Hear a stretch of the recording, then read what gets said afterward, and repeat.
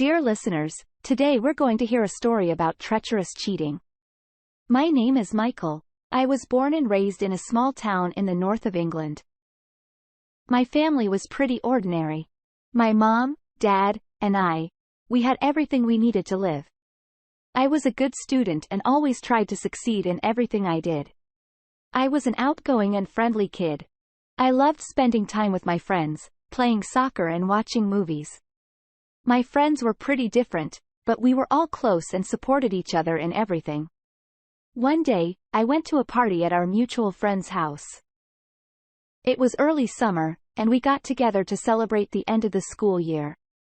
I was in a bit of a bad mood because I had just broken up with my girlfriend, and I didn't really want to go to the party.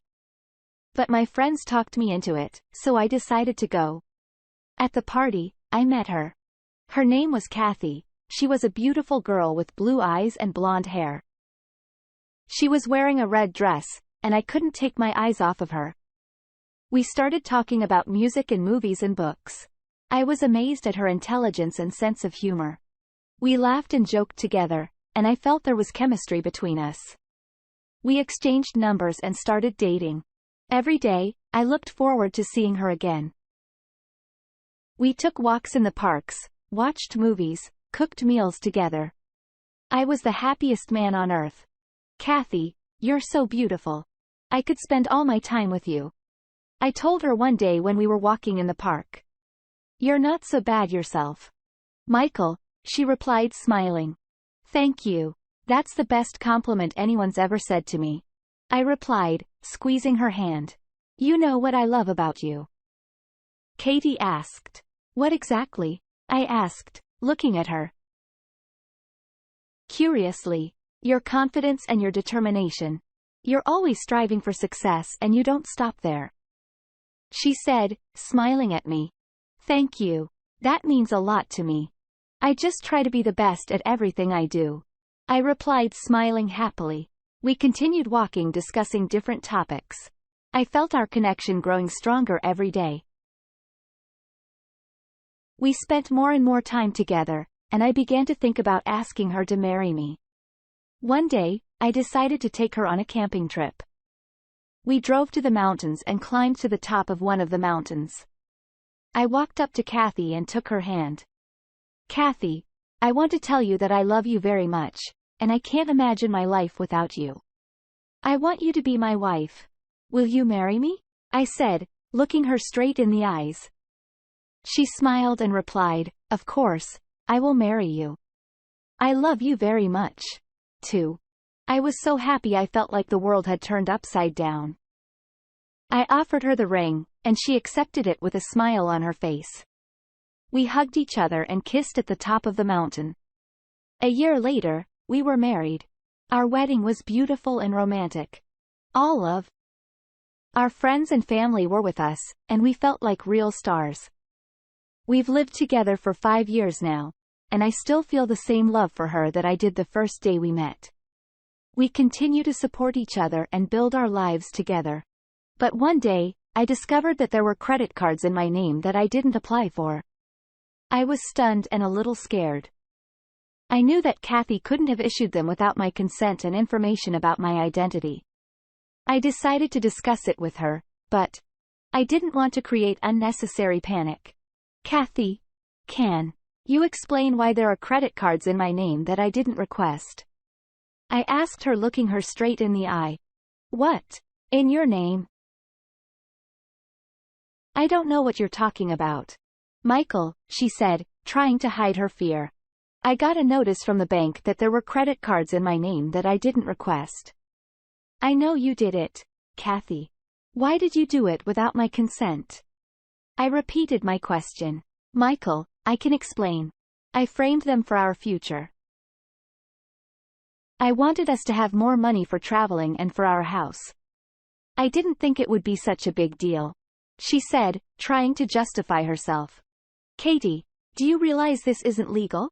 Using my personal information without my permission is illegal. I trusted you and didn't expect this turn of events, I said, feeling my frustration and anger grow. Michael, I apologize. I promise it won't happen again. I love you, and I didn't mean to hurt you, she said as she hugged me. I felt my heart begin to soften. I understood that she loved me and didn't mean to hurt me, but I all understood that she needed to respect my privacy and my personal space. Katie, I forgive you. But please don't do that again. I expect you to respect my privacy and space, I said, letting her go. We both sat down on the couch and started talking about how we could move forward. I decided not to dwell on the incident and moved on to another topic. How are you doing at work, Kathy? I asked. Not bad. Thanks for asking. And yours? She replied. Yes. I have news. I got a promotion at work, I said, feeling proud and happy. Congratulations, Michael. That's great. How did that happen? She said, smiling. Thank you. Our company recently landed a big contract with a major retailer. I was responsible for the design and implementation of this project. My supervisors appreciated my work and decided to promote me to project manager. I told her, feeling like a hero. Wow, that's great, Michael. I'm so happy for you, she said, hugging me. Thank you, Kathy. But I know this is just the beginning. Now I have more responsibility and more work to do. I have to keep working hard and reaching new heights, I said, feeling the seriousness of the situation. I know you will, Michael. You're a smart and hard-working man. I'm proud of you, she said, smiling. Thank you, Kathy. I appreciate your support, I said, feeling a rush of love for my wife. We hugged and enjoyed the moment. I knew I would have to work even harder to reach new heights at work. But I was confident that with Katie by my side, I could overcome any difficulties. Several years have passed since then, and I began to notice that my promotion led to me spending more and more time at work. The workday became longer and the tasks became more complex and demanding.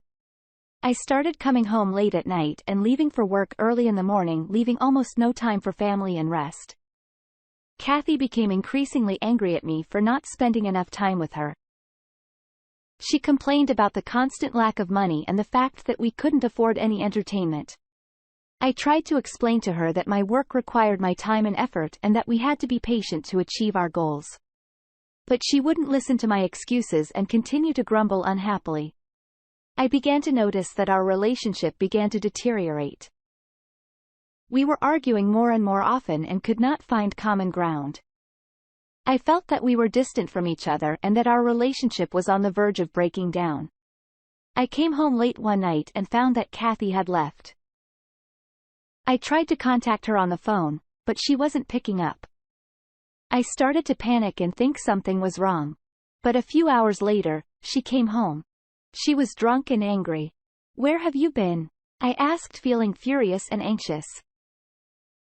Why would you want to know that? She replied, angry. Katie, you're drunk. What's wrong? I asked, trying to calm her down. You still don't understand. You never spend time with me. You're always at work. I feel alone and forgotten, she said, beginning to cry. Kathy, I understand how you feel, but I'm working for our future. We have to sacrifice now to have a better future, I said, trying to explain my position. You talk about the future all the time, but I don't know if I'll ever be happy with you. You don't understand that I need your presence and support now, she replied, wiping away her tears.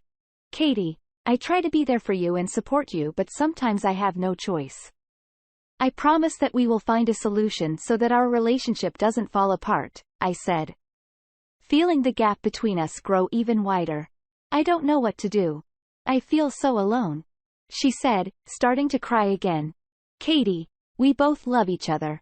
Let's try to find a compromise and work on our relationship, I said, hoping for the best. I don't know how to do that, she whispered, looking at the floor. Let's talk about everything that's bothering us. Maybe we can find a solution together. I suggested, trying to regain some connection between us. But she turned away and said, I don't want to talk. I need a little time to figure things out. I was left standing alone, feeling hurt and disappointed. We both loved each other, but our desires and needs were beginning to separate us. I didn't know what would happen next, but it was clear to me that our fight was only getting worse and could lead to the end of our relationship. 6 months passed, and my relationship with my wife was not improving. I tried to be there for her and support her, but she still wasn't happy. Recently, I noticed that she started getting new things that I hadn't given her. I asked her about it, but she assured me that they were just gifts from her friends. I didn't want to suspect anything wrong and decided to trust her. One day, I came home earlier than usual and heard her talking on the phone. The voice on the other end of the line was male, and I could hear my wife flirting with him. Then I decided to go into the kitchen and pretend I had just gotten home. She quickly hung up the phone and put it in her pocket. I saw her fixing her hair and straightening her skirt, then she came out of the room and saw me.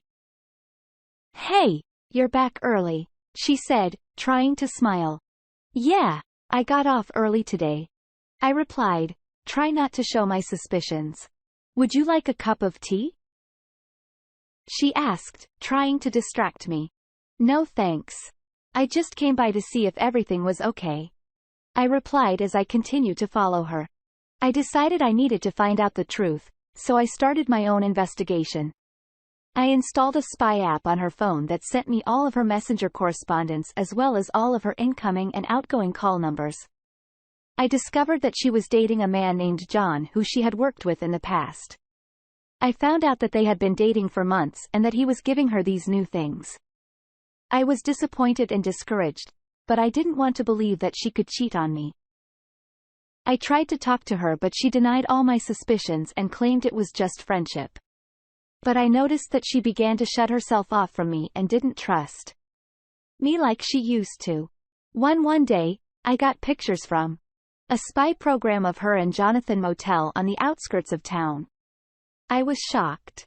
I couldn't believe that she had lied to me and was still seeing him. I decided to follow them and find out what was going on. I watched them for a few days and saw them arrive at the same motel again. I decided I finally had to figure it all out and put an end to our relationship. I went to the motel and found the room they were in. I knocked on the door, but number 1 answered. I tried to open the door, but it was locked. Anger overwhelmed me. I kicked the door with force, the lock flew out, and the door swung open. My wife screamed, "Michael, what are you doing here? It's not what you think." I saw my lying wife all dressed up in a S&M costume standing with a whip. And her lover is on his knees all dressed in leather with his bare wrist and a gag in his mouth. I grabbed the whip from my wife and gave them both a good whipping. They squealed like pigs.